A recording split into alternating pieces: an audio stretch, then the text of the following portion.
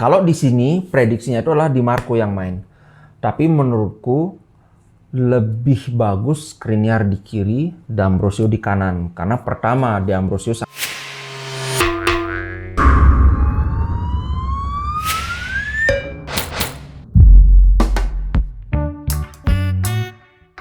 Halo Sobat Ngomin, apa kabar? Kembali berjumpa di channel Ngomin. Tapi sebelumnya aku beritahukan buat kawan-kawan yang ingin mendukung channel Ngomin itu banyak cara. Yang paling gampang subscribe. Yang kedua lebih gampang join jadi member. Itu sangat murah, seharga nasi kucing. Bahkan lebih murah lagi, cuma 4.900. Atau bisa nyawer di Sociabas. Oke.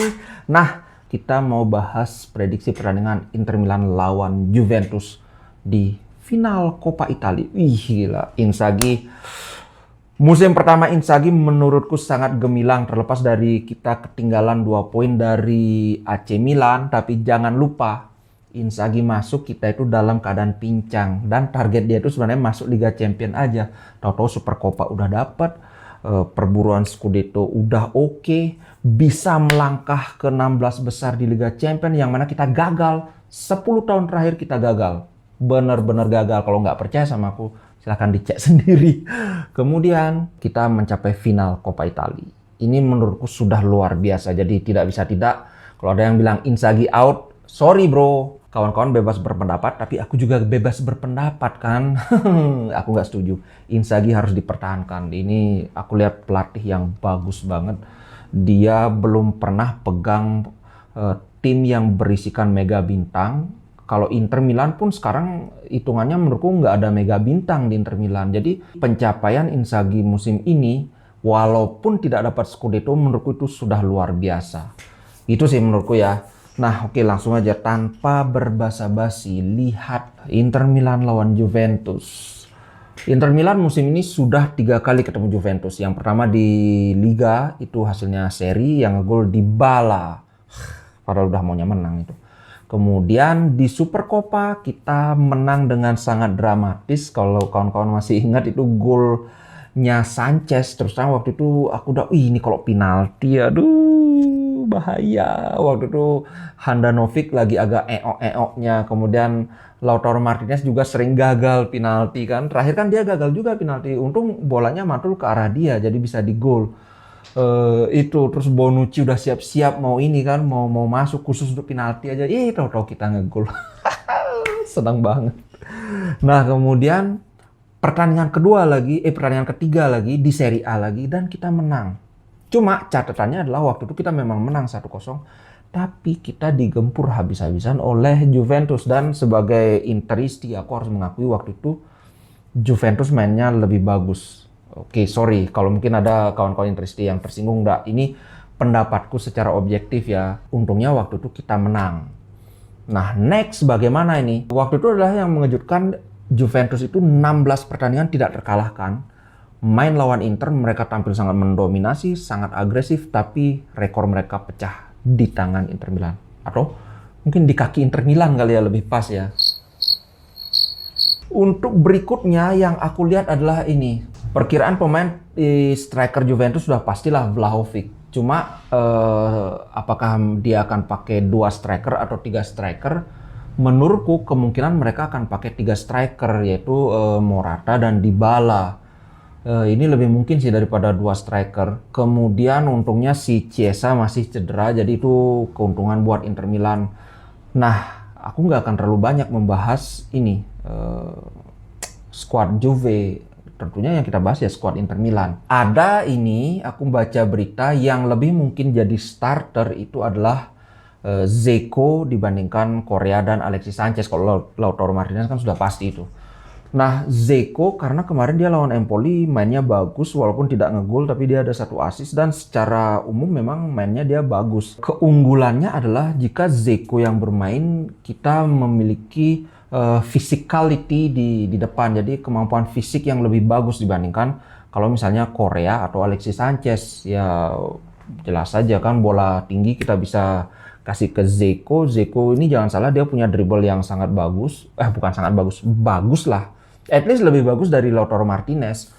Kemudian dia juga bisa menjaga bola, dia bisa mendelay permainan ketika kita melakukan serangan balik, umpan lambung ke depan, kemudian dia bisa delay sebentar sampai pemain kita sudah naik. Yang mana hal ini kurang kelihatan kalau Korea bermain. Kalau Sanchez ya bisa, cuma kalau Sanchez bola atas kurang banget. Jadi ini menurut Gazzetta dello Sport, kemungkinan Dzeko yang akan mendampingi Lautaro Martinez. Kalau aku memang betul, cuma aku lebih suka Sanchez, bro. Alexis Sanchez aku lebih suka. Walaupun karena Inter juga nggak terlalu banyak main umpan lambung, lebih banyak crossingnya itu crossing ke box.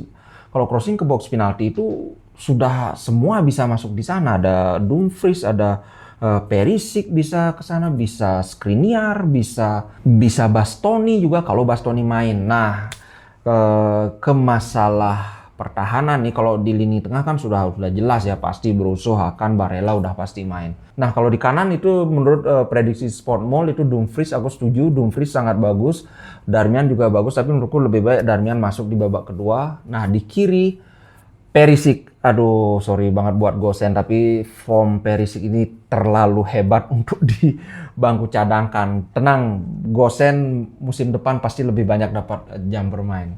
Belakang kiri nih, apakah Di Marco atau Skriniar? Jadi kalau Skriniar di kiri, Di Ambrosio di kanan. Kalau di sini prediksinya itu adalah Di Marco yang main. Tapi menurutku lebih bagus Skriniar di kiri, D'Ambrosio di kanan. Karena pertama, D'Ambrosio sangat kuat di bola udara. Jadi kalau misalnya Dzeko nggak main, kita bisa dorong D'Ambrosio ke depan saat nyerang, sehingga kita bisa lebih banyak kirim crossing lagi kan, karena kita punya pemain yang kuat di udara. Itu yang pertama. Yang kedua, sayap kanan Juventus itu ada Cuadrado. Itu kita pertemuan terakhir itu diacak-acak sama Cuadrado. Bayangkan kalau di sana itu ada Di Marco. Aduh. Ngeri-ngeri sedap, bro. Ini kena aku perhitungannya karena Bastoni masih 50-50 ya. Kalau Bastoni udah bisa main kan ya udah oke kan Bastoni. Ini dengan asumsi bahwa Bastoni nggak main. Itu sih menurutku. Kalau Skriniar sudah paten. Ambil di kanan itu kan Dybala, sama di belakangnya Dybala ada Cuadrado kan. Nggak takut, bro. Kalau Skriniar yang di kiri. Nah, kalau Di Marco ini, yang berarti kalau Di Marco itu dia sangat bagus menyerang, tapi ketika bertahan dia sering telat, sehingga mau nggak mau Perisic lebih sering lagi lebih sering bertahan jadinya. Jadi kita nggak bisa terlalu mengandalkan serangan dari Perisic. Itu minusnya kalau Di Marco main. Sedangkan Perisic itu udah nggak perlu aku jelasin lagi kan. Jadi itu sih menurutku lebih mending mainin D'Ambrosio, ada dua keuntungan dibandingkan Di Marco. Kalau menurut kawan-kawan gimana nih? Di Marco apa D'Ambrosio? Sekali lagi kalau misalnya Bastoni nggak main. Kalau prediksi skor, aku sih prediksiku Inter masih menang, tapi tipis banget antara 2-1 atau 1-0, atau bisa juga 3-2 kalau misalnya Juventus tampil menyerang, Inter juga tampil menyerang.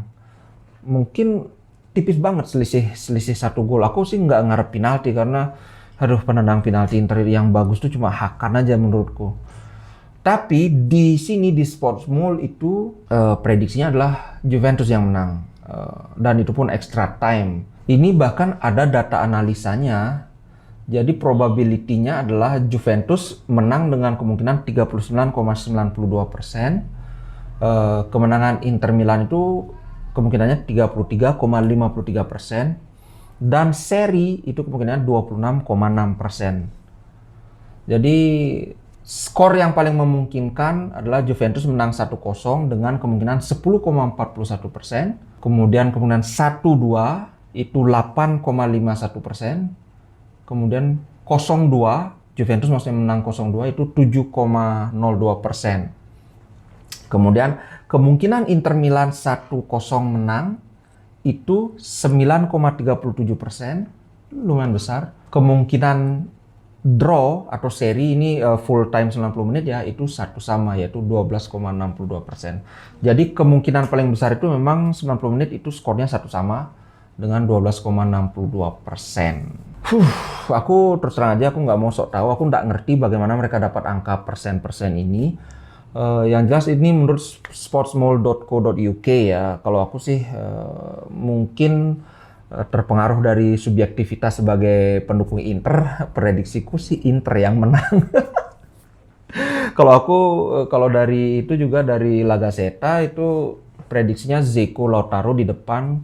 Aku sih inginnya Lautaro Sanchez. Kita nggak usah main bola udara, udah dari kaki ke kaki aja.